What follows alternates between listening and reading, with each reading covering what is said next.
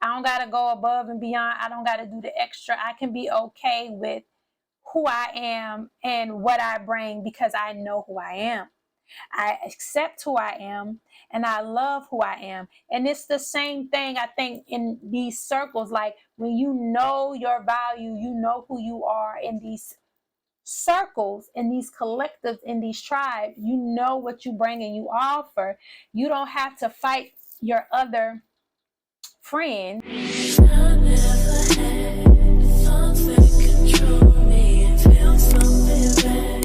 What's up, everybody? It's your girl, Melissa Renee with BellaMinded.com with another episode of Her Mind is Beautiful. And if you are here again, and you don't watch me, you need to go ahead and subscribe and stop playing. Go ahead and subscribe. I'll wait. Go ahead. I'm going to go on to this intro real quick.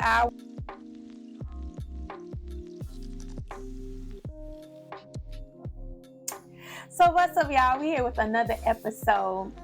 And this episode, the last episode, I got into speaking about just how we got to do better as Black women, just the tension and the conflict of just having just conversations is getting to be perplexed. It's getting to, I spoke on like understanding who we are, which did kind of tie into the fact that the last episode was just speaking about understanding who we are, working on ourselves individually, knowing our triggers is going to help us navigate with one another as Black women.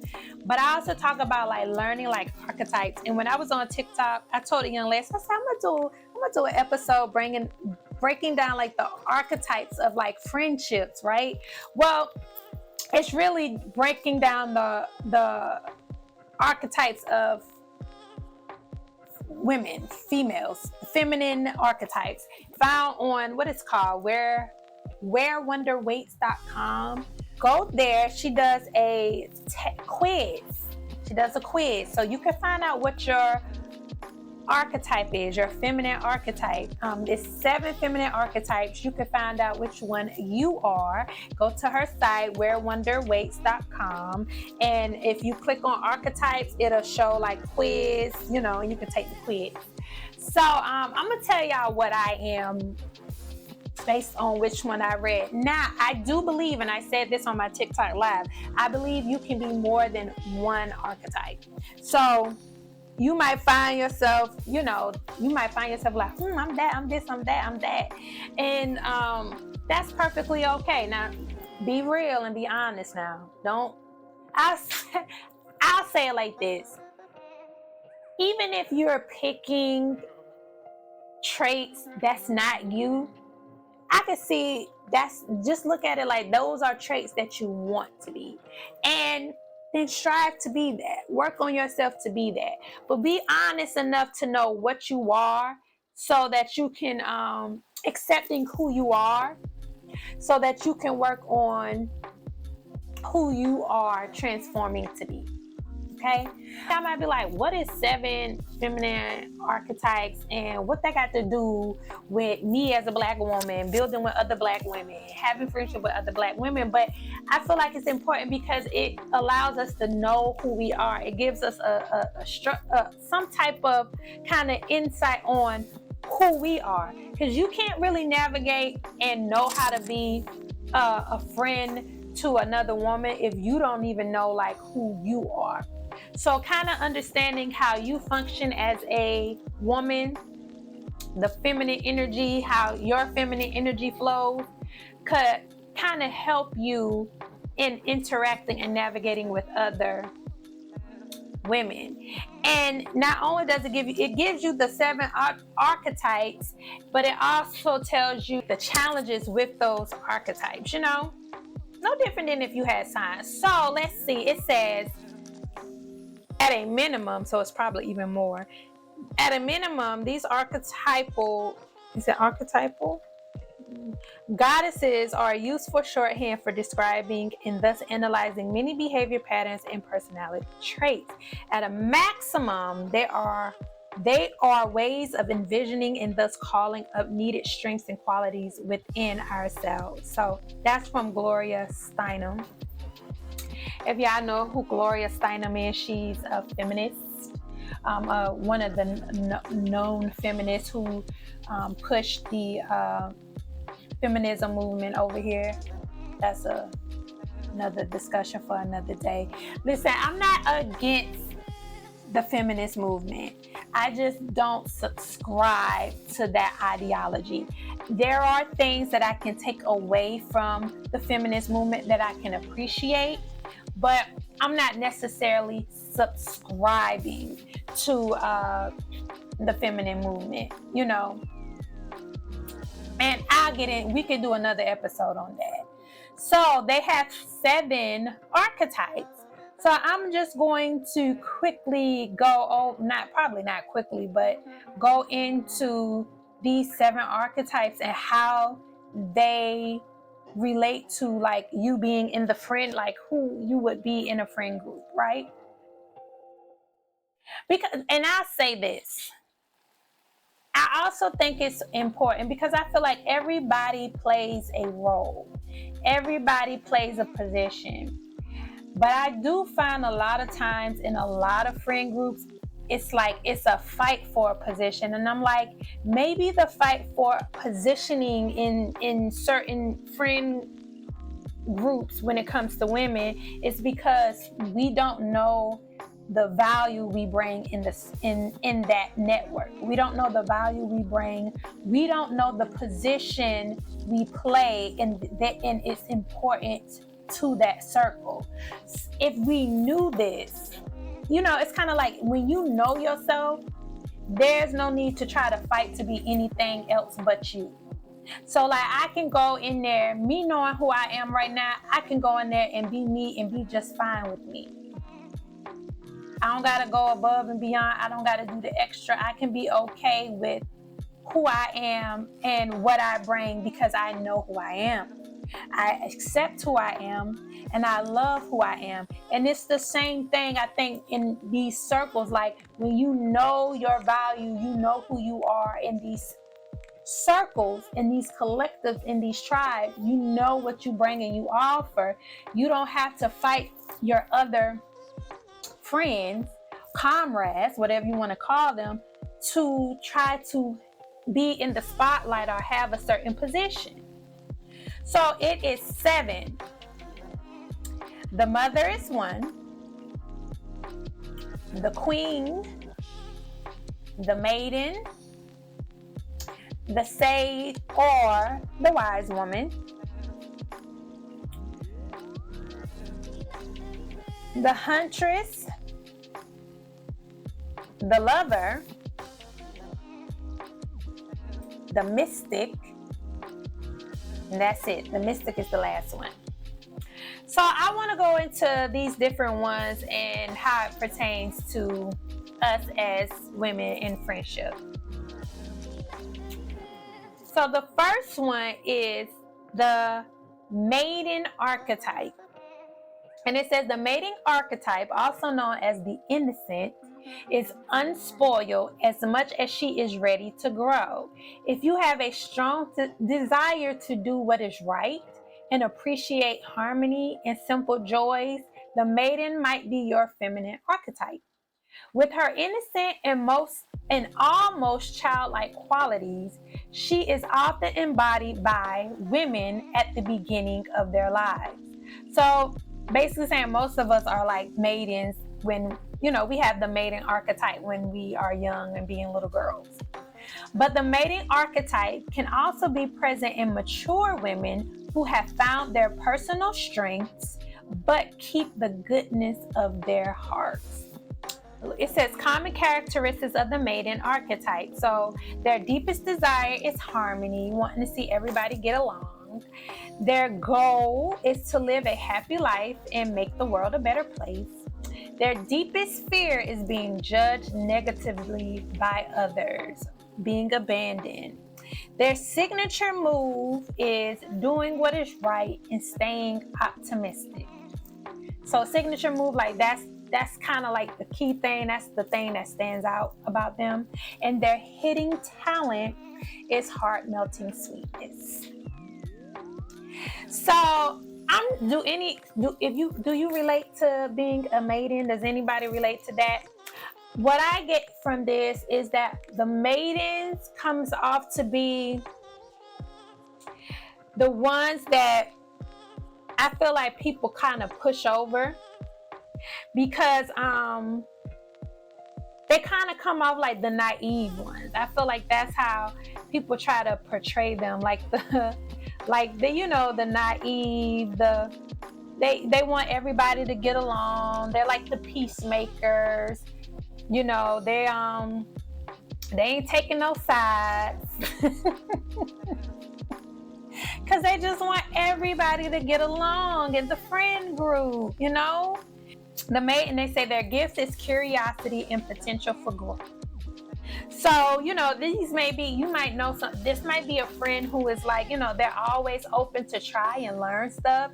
They're not going to come off as the know-it-alls, and, they're eager to be like, oh, okay, like, even if they haven't experienced that, even if like they went to the same restaurant you did, had the same meal, and then you was like, it was disgusting, they might be like, oh, it was? What do you not like about it? What was this? Oh, I thought it was good, that type. and potential for growth, because when you always look at things from a curious perspective, when you don't look at things like you know it and you got the answer, and you're looking at things like, when you're always open to that, you always have the potential to grow. You struggle with growth when you think you know it all, or you struggle with growth when you think you got it. You struggle with growth when you feel like, oh, I'm healed. You're always healing. You're never healed. You're always healing. But if you feel like you've healed, then you don't have the potential of growth, because you feel like I done did it all. I've reached my peak. And the maiden doesn't do that. That's why they have the potential to grow. Now, their challenges, I told you, naivety and passivity. Naivety and passivity, meaning that, like I said, they are the ones who people are going to, in the friend group, they're the most likely ones that people walk over. They probably walk over them easily, take advantage of them easily. It's dismissive because of their innocence, and that's what gives them the naivety, because they're innocent. They're looking at the glass half full. They're seeing the good in everybody. Like I say, they want to get along. They see the positive. So the challenges could be the naivety and the passivity. So yeah, if you are maiden, like you gotta understand your value in the friendship is you are the peacemaker. You are the innocence. That's your value that you add. Don't allow people to roll over you. Be open and use your strengths and your curiosity and your ability to grow, because you're going to be the example to allow other people to grow. And they see you ain't staying in a bubble and you're willing to try and learn. That's what you bring to the group. That's what you bring. And it says your energy is innocent and playful. I told you bring that in. You bring the youth. You bring youthfulness to the circle. That's your value. Without that, we don't know how to have a good time. We don't know how to be jovial and upbeat and experience things. Most likely, if you are maiden, you probably want to let's try this. Let's go here. Y'all want to go hiking? Y'all want to do this? Like, you bring in the new experiences.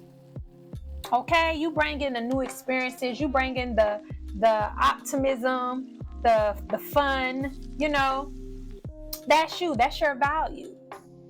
So I feel like when you understand and know that value that you bring in your friend circle, you will be less likely to allow people to run over you because you know your value. And you will be less likely to just be naive because you know your value. So look, it says the maiden archetype is the embodiment of youth and innocence. She is still strongly connected to her inner child, good-hearted, and capable to see the world with new eyes every day. Her innocence is wonderfully endearing to those around her, and behind her sometimes shy appearance, a character full of flavorful nuances is to be discovered. She got life behind. You might be a little shy at first, but when you open up, you open up. If you are an archetypal maiden, your playfulness and creativity can light up a room. I told you, you bring the fun, you bring the light, you bring the happiness, you bring the sunshine. And you might not even be aware of it. I believe at one point in time I was a maiden. I definitely believe that. I believe I was the maiden archetype in the friend circle when I was like in middle school and high school, because a lot of the girls I was around experienced things way quicker and faster than I did. I was a bit naive. I was a bit passive. No, I was passive. So yeah. But yeah, the deepest fear, being judged negatively by others, being abandoned. Like, I think that's where the passiveness comes. And I think just wanting everybody to get along, that's where that comes from too. Like, you try to avoid the negative as much as possible. But I say embrace the negative. Don't avoid it. Learn how to learn how to see learn how to see the positive, because y'all know how to be optimistic. So instead of trying to avoid the negative things, find the positive in the negative. That's what I say. As while her sweet character carries many personal strengths, there are also a few potential pitfalls to be aware of. Says the maiden's innocent outlook on the world can lead her to remain in the position of a passive bystander. She might rather spend her life daydreaming than stepping into action and taking control of her life. But as it pertains in the friendship circle, and it pertains in life too, because like I say, a lot of who we are individually, a lot of our weaknesses and our strengths individually is going to reflect in our friendships, any relationship outside of us. So I take that back. If she is not quite ready to step into her fullest potential yet, she can come across as shy and insecure and easily manipulated. This in turn makes her susceptible to victim mentality. She needs to learn how to take responsibility and believe in her own power to be the creator of her life instead of wallowing in negativity. And remember, no one is coming to rescue you. That was me. That was me. I was a maiden.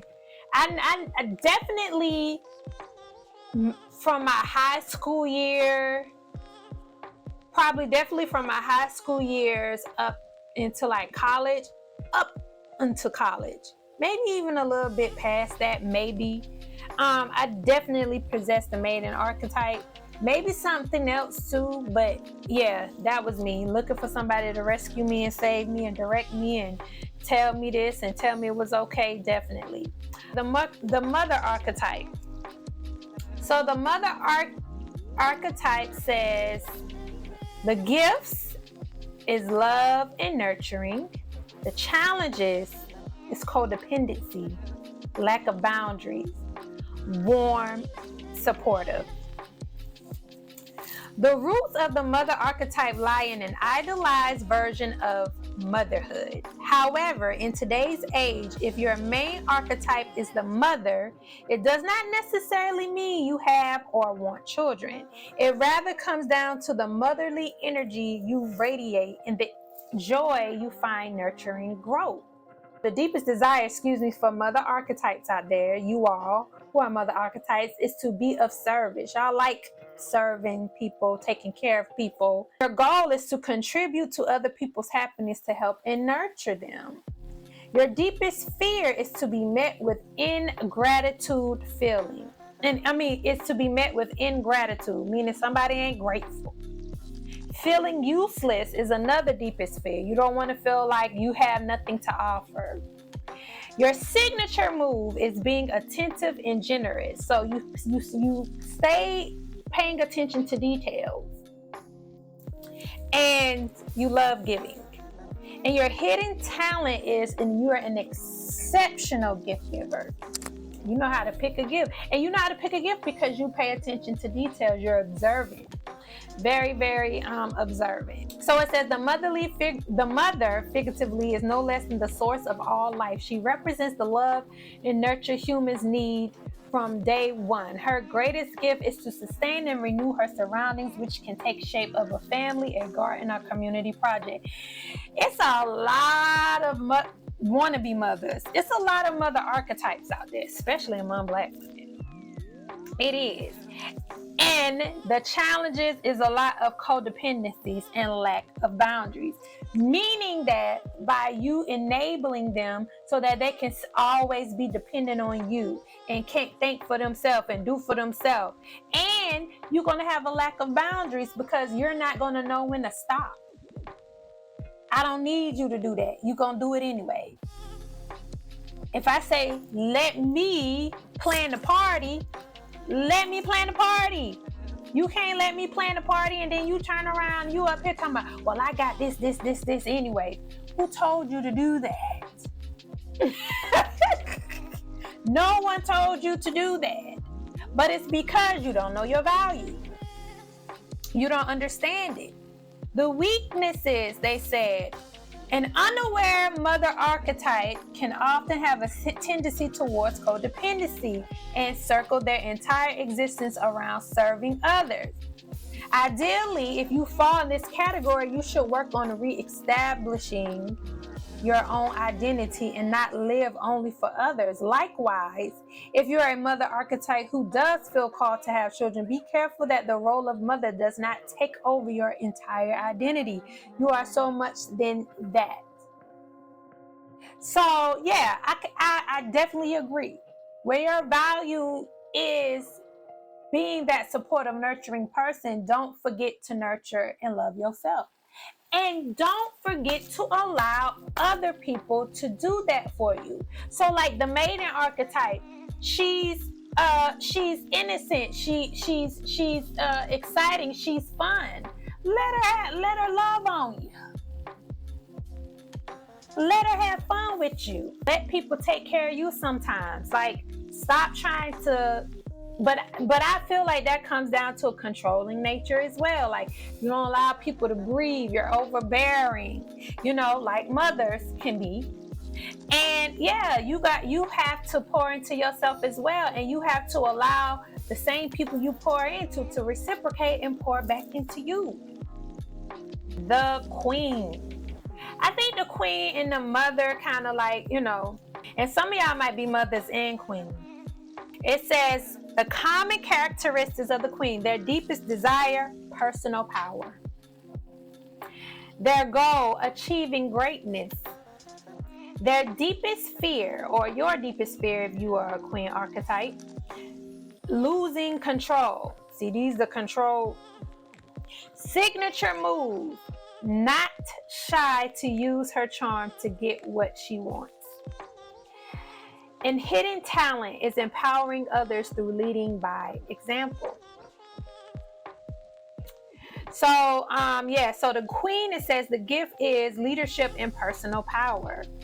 The challenge is jealousy, control, and the energy is confident and uplifting. So that's why I said some of y'all might be mothers and queens, because y'all might very well be leadership, and you might love and nurture as well.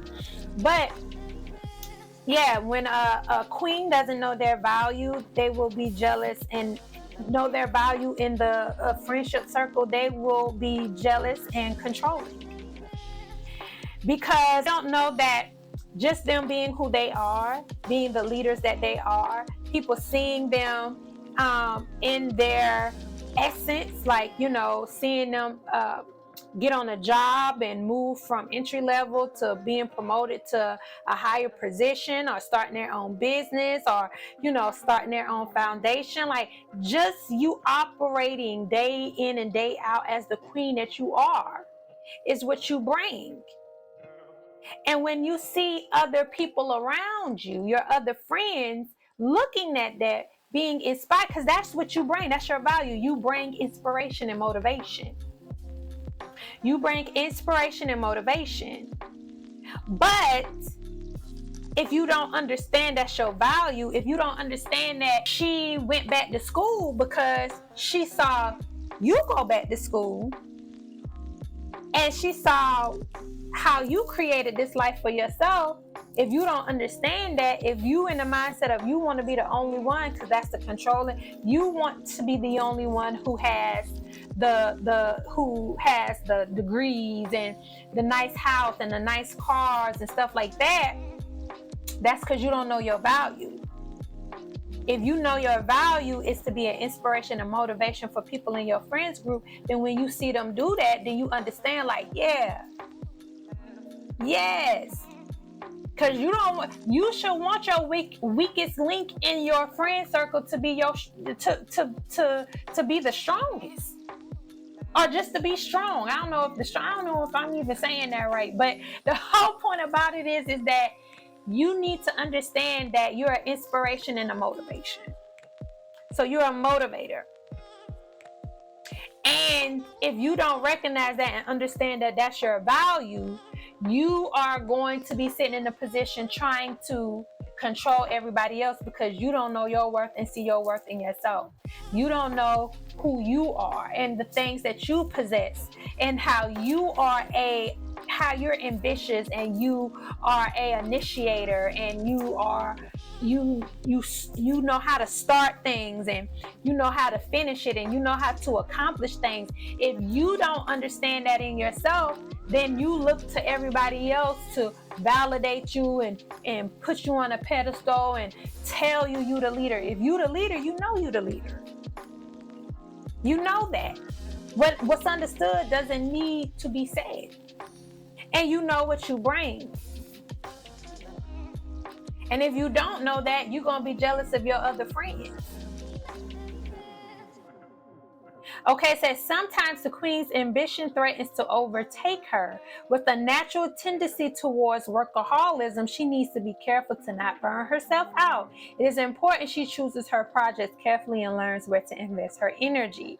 Socially speaking, the queen can be prone to arrogance and a sense of entitlement. However, this usually is a protective mechanism that is rooted in insecurity. She don't think she enough. Looking at her from the outside, it can be hard to believe, but the ruler is often less sure of herself than she seems to be. Some queens also tend to be rather judgmental and superficial. When something or someone does not shine as brightly as them, they may quickly dismiss it. So, you might look at it like, oh, I got 2 Mercedes Benz, and you around here driving a 2019 Toyota. Like, whatever the case may be, like, yeah, jealousy, controlling. And it's all because you don't know your value and you don't know your worth. You don't know how inspired your friends are by you. You don't know how you motivate your friends. You don't know how your friends brag about you when you're not around. Even when you get it wrong, they ain't looking at you like, oh, God, we thought you had it together. No, your friends looking at you like, I know, like, look how she always bounced back. Look how she might make a wrong turn, but look how she, like, quickly is able to navigate herself back to where she wants to be. Or look how she, figures it out. The Huntress. It says, gifts is freedom and independence. Their challenges is detachment and the fear of vulnerability. And their energy is strong and courageous. So they're going to bring a strong, courageous energy to the friend group. the deepest desire of a huntress archetype is freedom on all levels. They want to be free, baby. Them the free, like those. If you're a huntress, you probably like you want to go travel. You want to go here. You want to just experience life. Their goal to follow their own, often unconventional path, just to be who they want to be when they want to be it. Their deepest fear is feeling vulnerable, powerless, or trapped.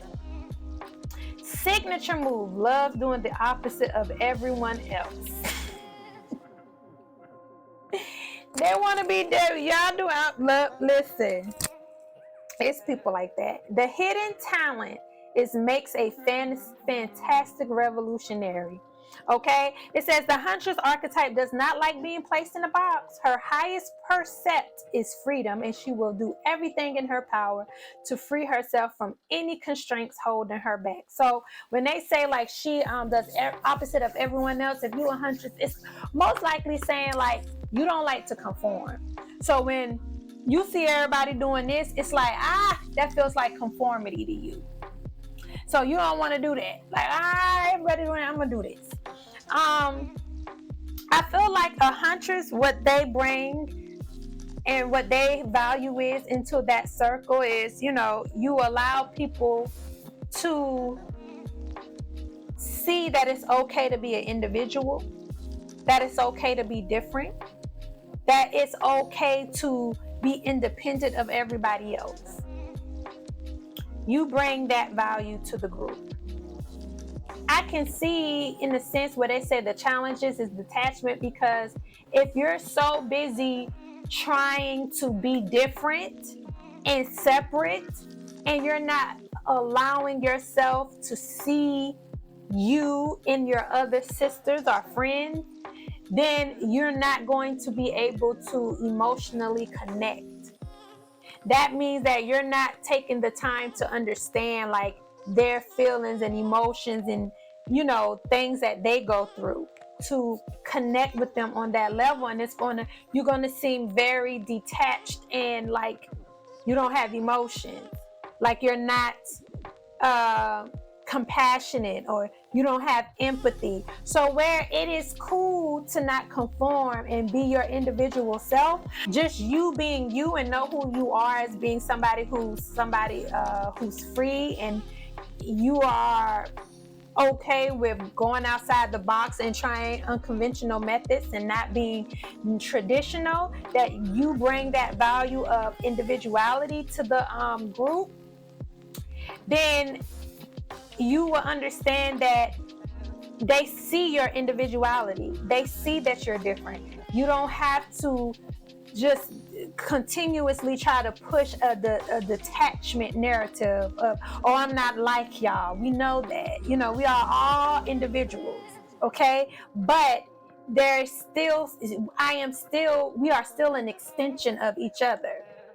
So where it's okay for you to be an individual, you are still your sisters. You still have to find a way to connect.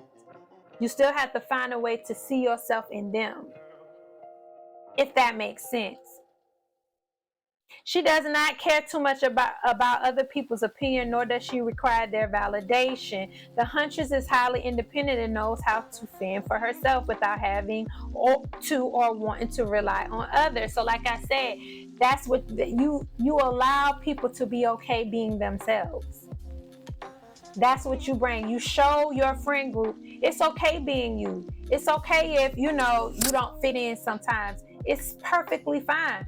But also be okay to have a connection with your sisters and your friends. Don't try to be so different and so independent that you can't see you in them. It has to be a level of connection to be able to resonate. So maybe you have a friend who struggles with that independence, but if you can't see yourself in that friend to see like where the struggle lies, and telling them or showing them how they can best go about being an individual or expressing their individuality, then you're going to come off very like, I don't need anybody.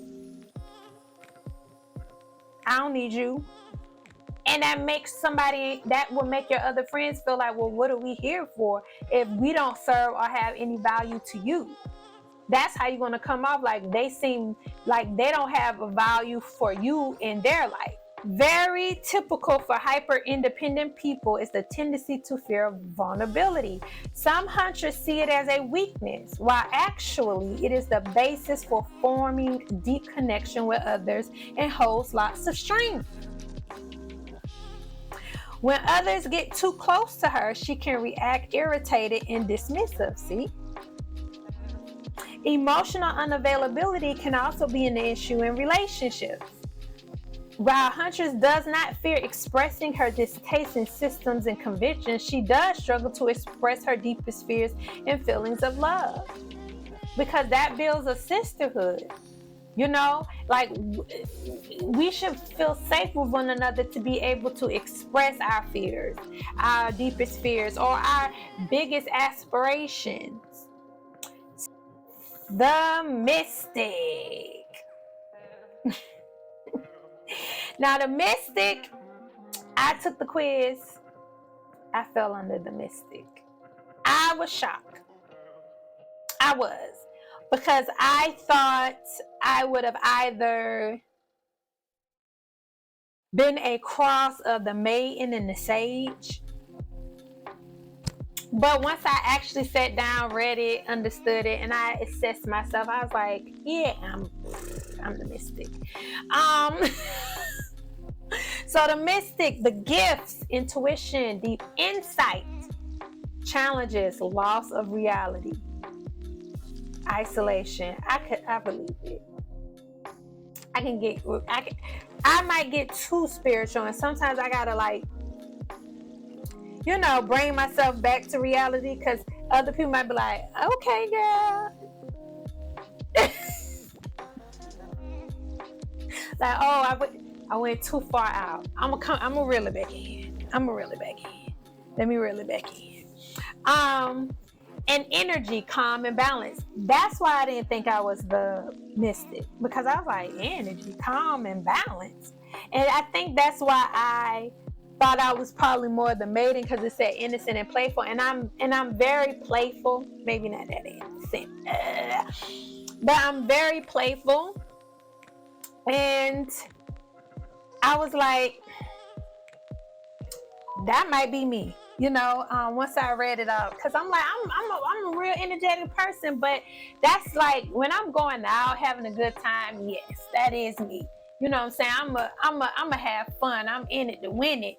But just like every day, like if I'm talking on the phone with a friend, if we're just like having like that one-on-one intimate conversation, like that's not me, that's not who I am.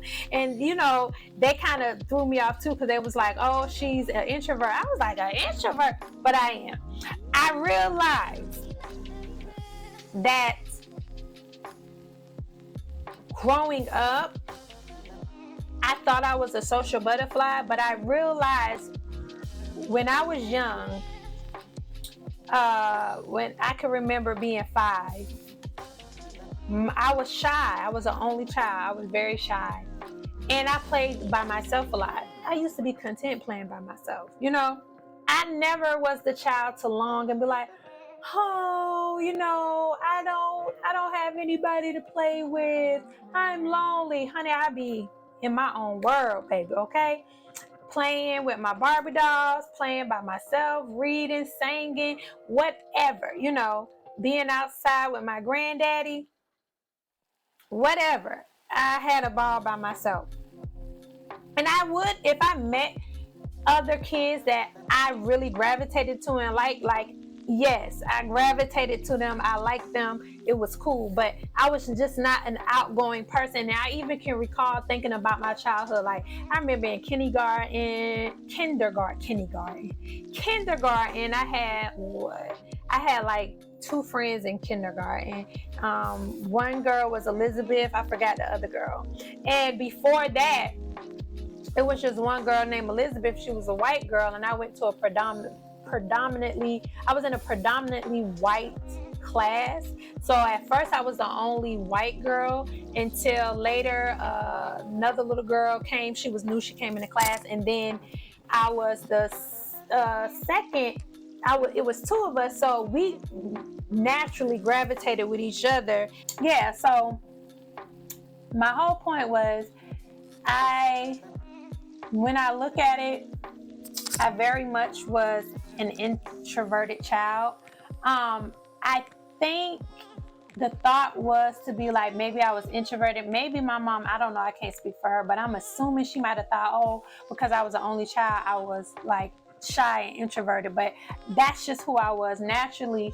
And that I think that kind of bothered my mom, that I was so shy and I like to be up under her, because whenever we go to the like family events or be around other kids, she would definitely push me to go play and, you gotta be outgoing. You can't be up under me. You can't, and I think she tried to push me because my mom is an extrovert. She's very extroverted. So she's very outgoing. And I think that because that's what she connected to, I don't think she could understand that I wasn't. So she pushed me out there, and I just kind of learned to be extroverted. I learned to, but every time I had to meet somebody out, I felt so uncomfortable. Breaking the ice, I felt so uncomfortable. Like even now, like because I've adapted the ability to speak to people and be sociable, because I adapted that ability, I just am that now. I know how to, somebody talk to me, I know how to have a conversation, I know how to speak, I know how to do those things, but I don't be wanting to. I was just telling somebody, I don't know, I was like, listen, when I be in the store and my husband talk to a person in the grocery store and they start talking, I go to the other aisle. Like, just because I can be sociable and talk doesn't mean I want to. Does not mean I want to. And I realized that once I started to work on myself and grow and heal, I realized, I was like, I'm not an extrovert. I'm not a social butterfly. I'm actually an introvert. Like, I kind of like went back to that little girl I am. Like, I'm like, if I feel you, if I'm cool with you, like, good. I prefer more intimate, small settings and gatherings than I do like big events and stuff like that. Yeah, I can chill by myself.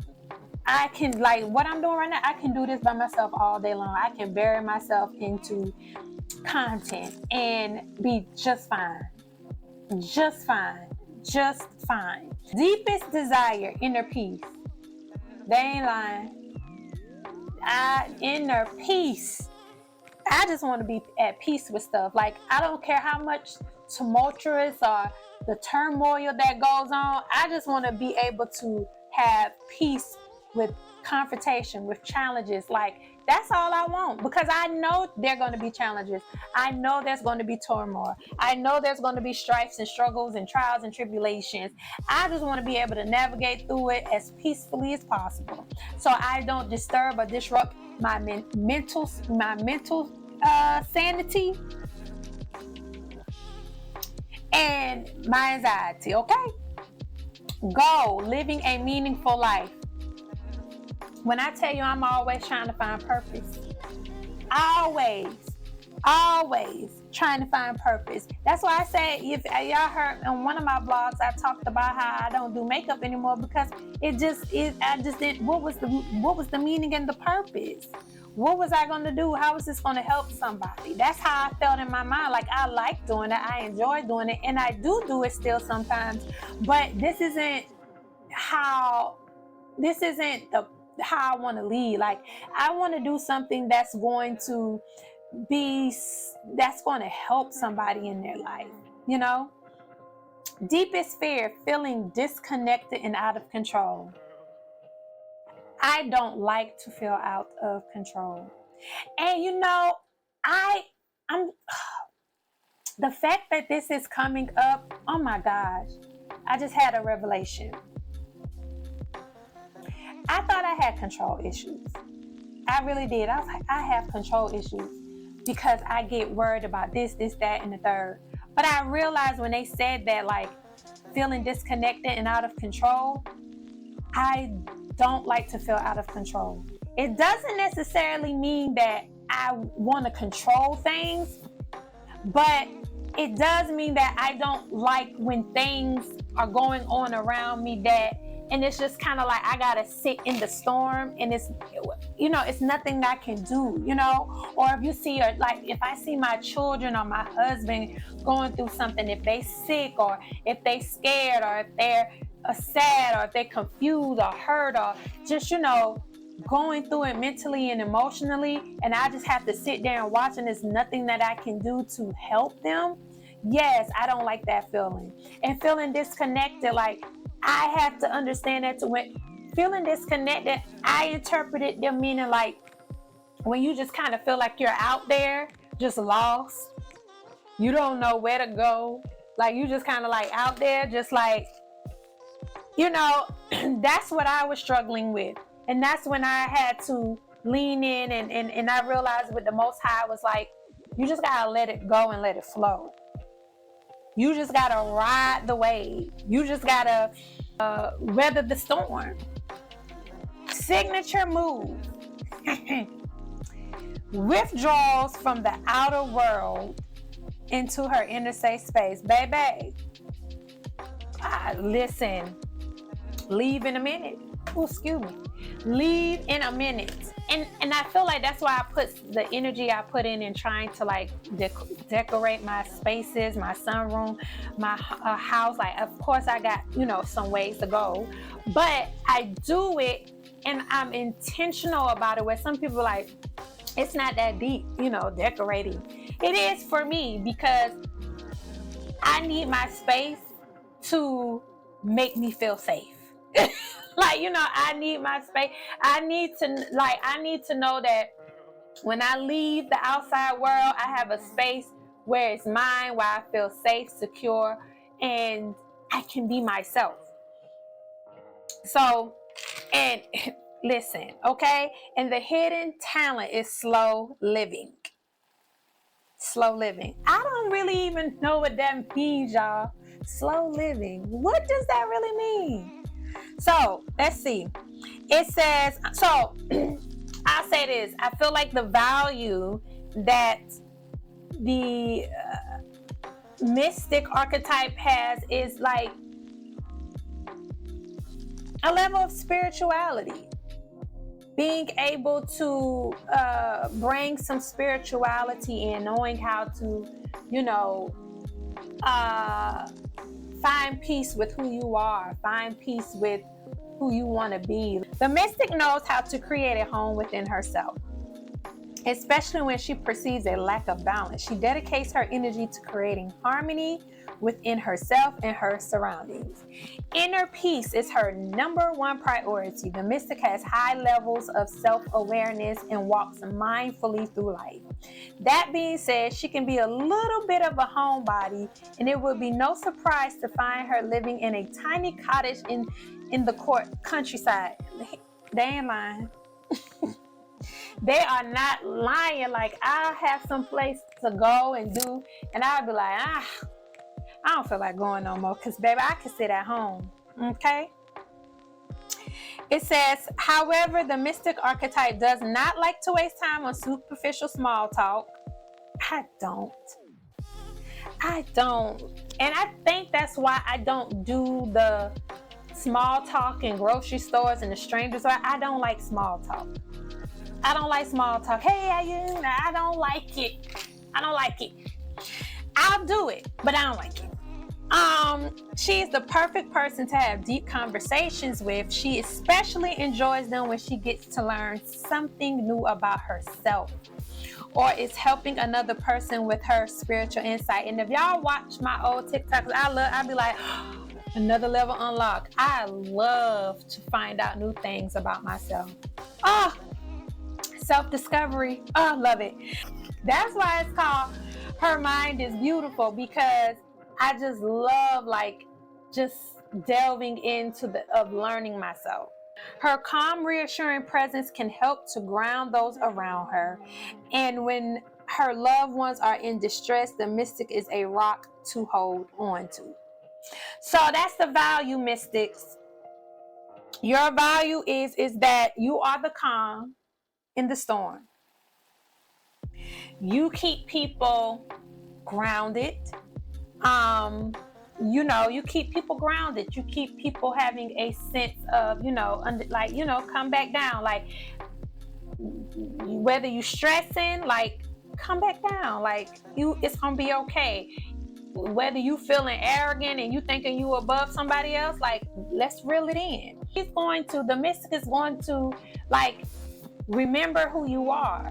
Remember the reason why you got to where you was. Remember your purpose. Remember that. Don't get lost in the material. Don't get lost in that. She's the rock to hold on to, because, yeah, y'all are going to be the rock. Y'all are going to be what grounds your friends. Be the one to be that shoulder, be that, like, the archetype is there. They're nurturing, they're supportive, they're going to love on you.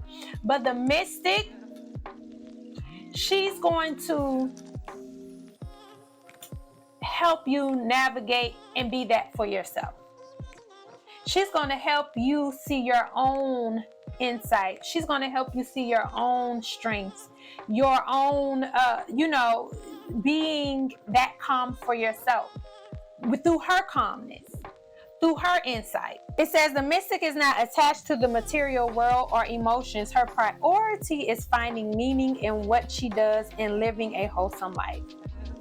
Her serenity and warmth can make her very magnetic, even though she might not be aware of it herself.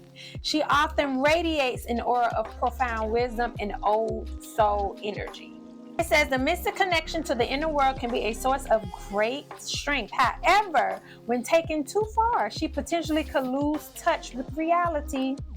It is important for her to stay grounded in order to not withdraw from real life too far or become emotionally detached. So that means that mystics, we can be too spiritual and too out there to the point where we lose the relatability with the people in our friend group.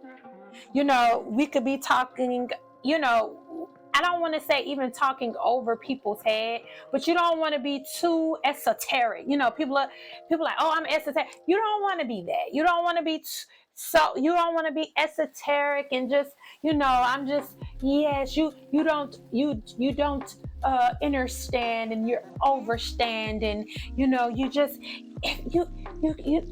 want to be that. These are your friends. You want to still have a level of relatability. You want to still resonate with them. You still want to connect with them. You want to understand that they they need a friend at this moment, or they want to vent. Okay, they want to vent, they want to cry about something. It's not for you to be like, well, that, this is really about you. They don't want all of that. Sometimes your friends just want to vent. Sometimes you just need to be a listening ear, and you need to ask questions. Well, how did that make you feel? Well, what do you want to do? Don't be so spiritual and so in the clouds and so, in your own world that you forget about the people in your world. And don't emotionally detach. Same thing with the huntress. So the huntress is so they have such an individuality that they detach emotionally, and you have such a spirituality that you detach. You're out of touch. You're on a whole nother plane. Come back. And I have to do that to myself. I have to check myself with that. Come back.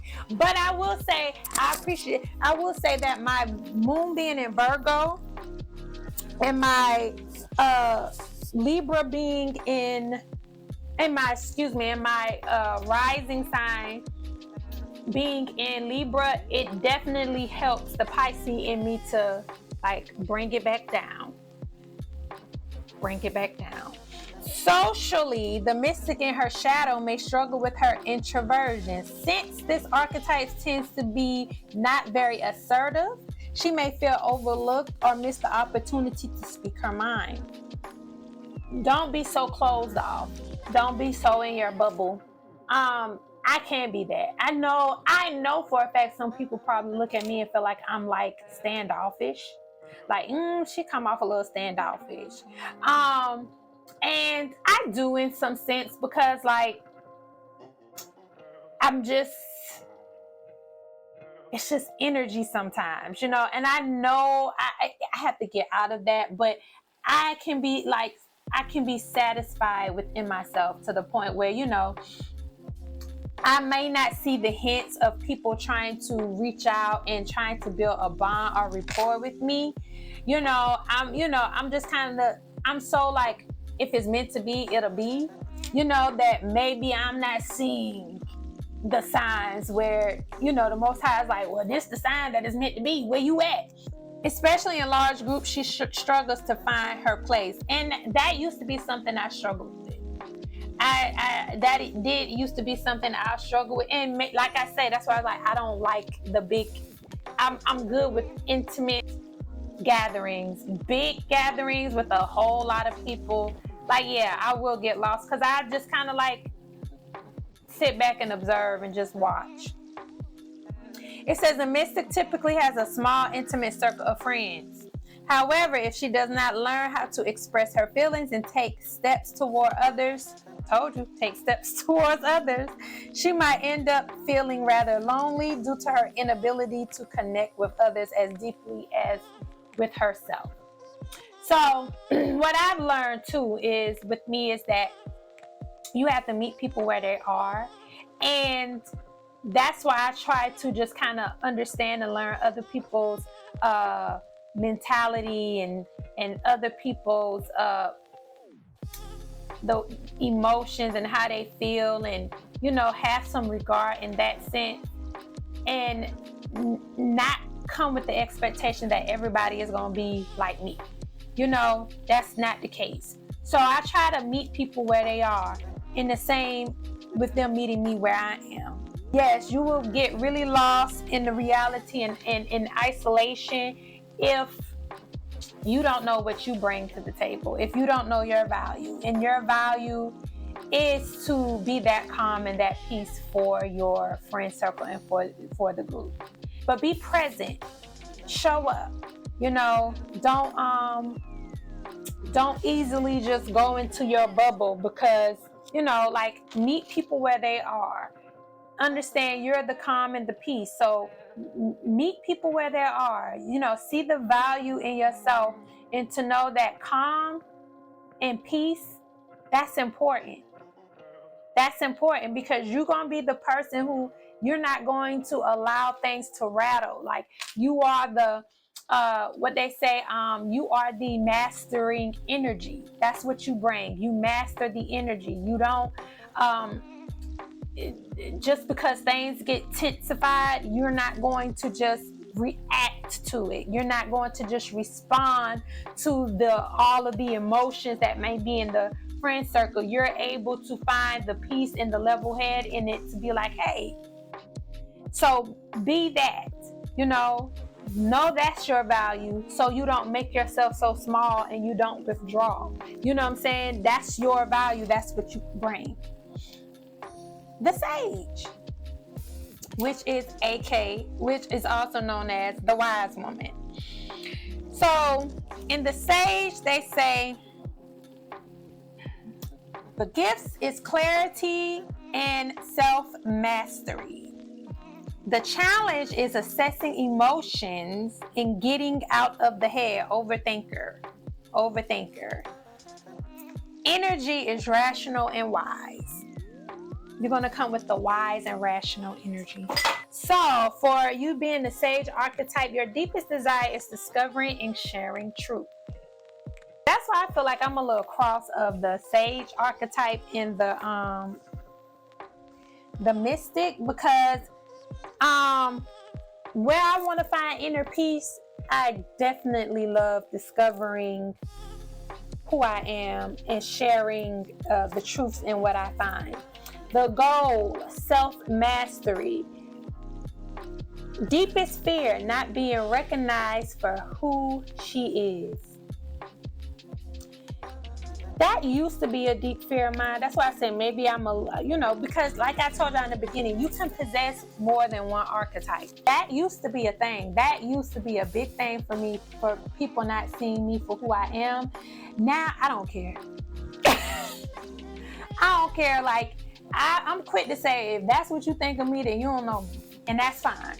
And that's quite all right. I'm okay with that. I don't care no more about if you see me for who I am. That just means you don't know me. Signature move, giving the advice you did not want but needed to hear. So they will give you the advice you didn't want but need to hear.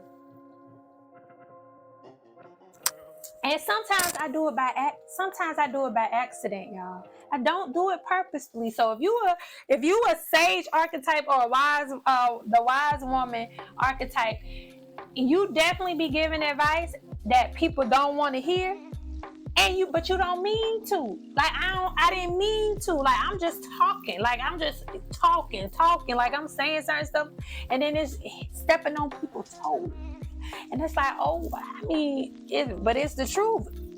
So that's your signature move. You gonna say it. You don't like it, but it's what it is. Your hidden talent is the master of research. You can research something up.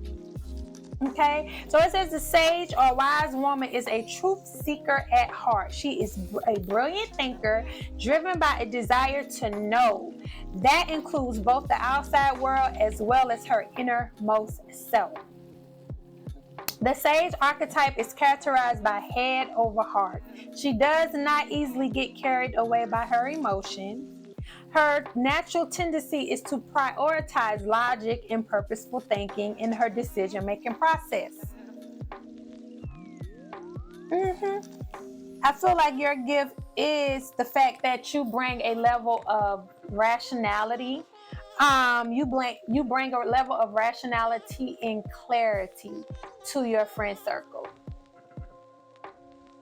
You bring that, you know what I'm saying? So like with the mystic, because they can get all in their heads and stuff, you would be the one to kind of like, let's bring it, reel it in. Let's bring some logic to this.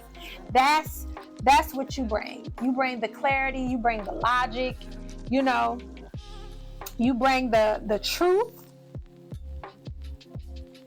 So it says in times of emotional turmoil, she can be a grounding force for others and balance those overwhelmed with her cool assessment. So that's why, and maybe that's why, because it seems like a lot of characteristics that the sage archetype or wise woman archetype possess is some of the same traits that the mystic possess. So maybe that's why I can see me being having both qualities, me being the sage and the mystic. She is good at setting boundaries and knowing what is right for her. On the outside, she may be judged as selfish, but actually it is simply her strong sense of self-preservation speaking. She is no victim, nor to others, nor to her feelings, but acts with agency throughout her life. So she's not going to be a victim. She's not going to be a victim to you or to anybody else. That sage archetype is going to take accountability. She's going to take accountability for actions. She's going to say what needs to be said to herself and what she knows. And she's not going to allow, and because she's that for herself, she's going to hold other people in the group accountable. So that's why I say in that group, her value is the fact that she brings clarity and she brings truth, which accountability. She's going to hold everybody in there accountable. She's going to hold herself accountable. She's going to hold you accountable. She's going to tell you the things that you need to hear. She's going to, that's the advice she's going to get you. She's going to get you out of your emotions, and she's going to bring the logic. And they say the wise woman or the sage, they say she's a rare archetype. I can see it because if we have a problem with one another as women being able to be open, transparent, and honest to each other, I can see that archetype being kind of rare because people don't want to know the truth and don't want to and get in their feelings. So I can see how that would be prone to women who do possess that to be like, I just stay to myself. I ain't finna, say nothing. Unlike other archetypes, the wise woman is not afraid to meet her darkness. Yet, there are aspects of herself that can hold her back if turns a blind eye to them. She can often get so busy perfecting her strategy that it can be difficult for her to take action. That means she's a perfectionist. With so much time spent on making the right decision, the wise woman often takes great pride in her knowledge. However, this comes with the risk of basing too much of her self-worth on her intellect, which can make admitting wrongdoings and dealing with failure quite difficult to her. So, if you are and I can see that in myself a little bit, these are things that I can see because these are things I had to work on. That's why I told y'all, I don't know if I said it in this one or a previous one, that I had to get over the fact of being wrong. I had to feel like I had to be right. But now it's like, if I'm wrong, I'm wrong. That's what it is. But that's being in your head. So if the sage or the wise woman doesn't understand that she's the wise woman and that she brings wisdom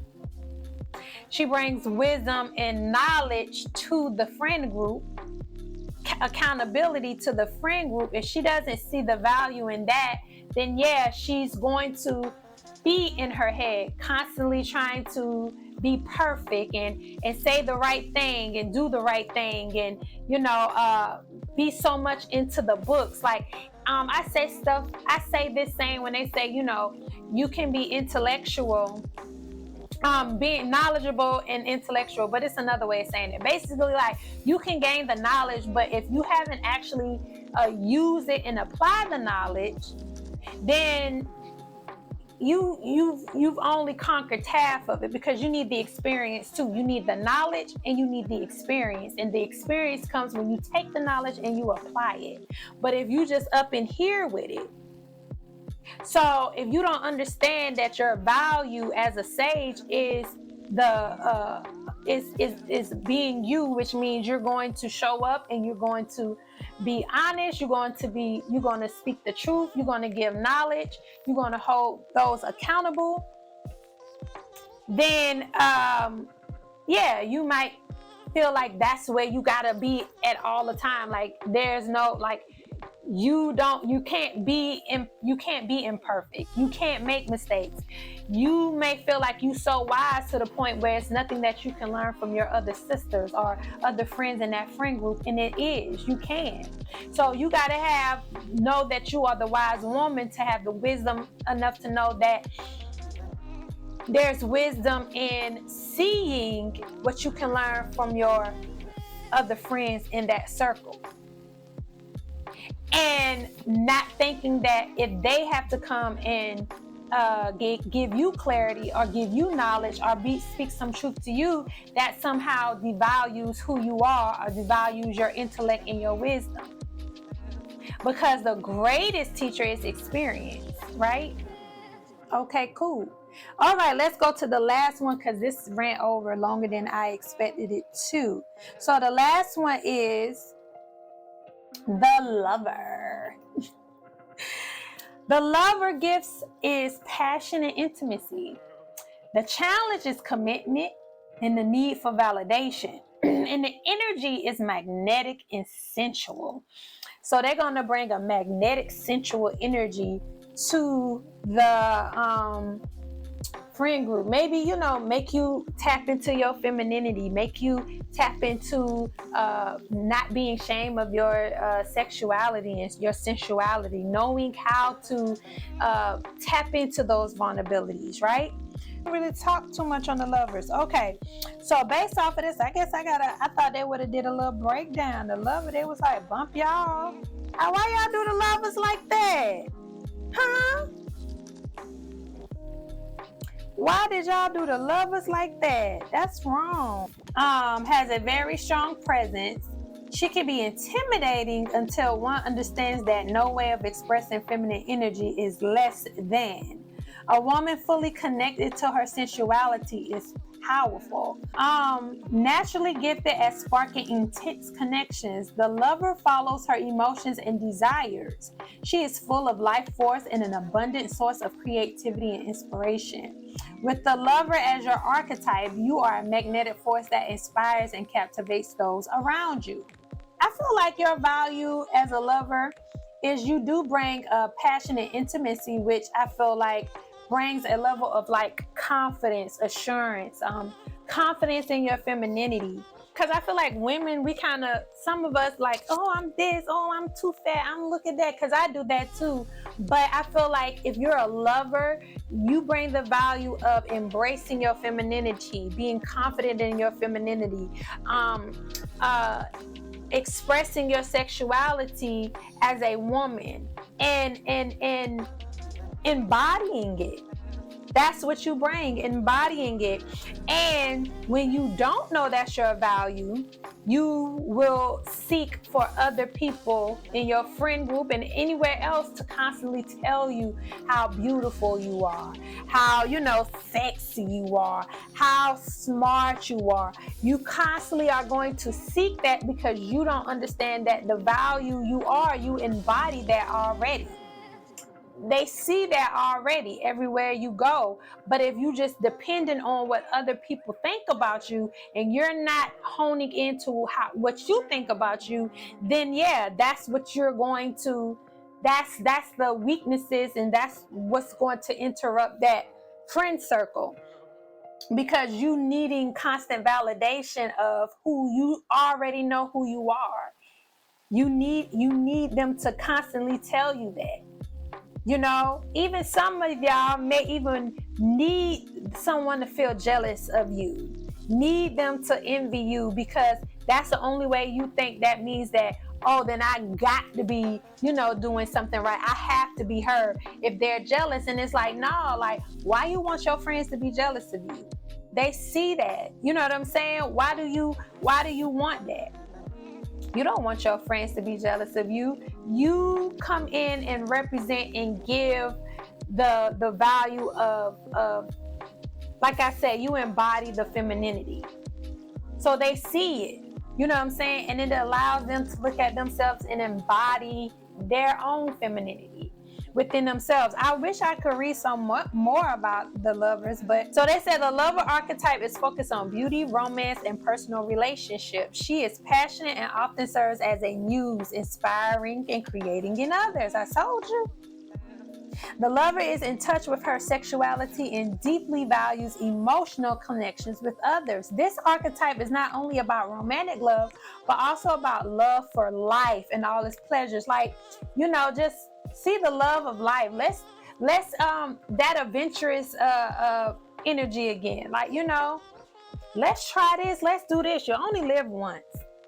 They say it's additional archetypes: the healer, the visionary, the teacher, and the warrior, which is similar to, I think they're kind of similar to other things, but maybe I'll finish going into the rest later. But y'all tell me what y'all think about these. I thought it was interesting. So go to wearewonderways.com, wear like WHERE, wonder, WONDER, weights, WAITS.com. Go to click on the archetype tab and you can take the quiz, or you could just read about the different ones. But based off of what I say here, tell me which archetype do you think you are, or if it's multiple ones, which archetypes do you most relate to, and put them in the comments and tell them like how this affects your friendship circle, and let me know, knowing this stuff, will it help you try to navigate your friend circle? Do you think it can help you navigate your friend circle? Do you think it can help you kind of get more understanding of you and how to be a friend to yourself? Y'all let me know and tell me your thoughts. And yeah, I think that's all, because I've been on here for a while, y'all. So thank y'all all for tuning in. Make sure you subscribe. You click that notification bell. Make sure you like this video if you watched it to this point, to the end, I guess, whatever. And I will see y'all. I'll see y'all next time. Peace and blessings. Out.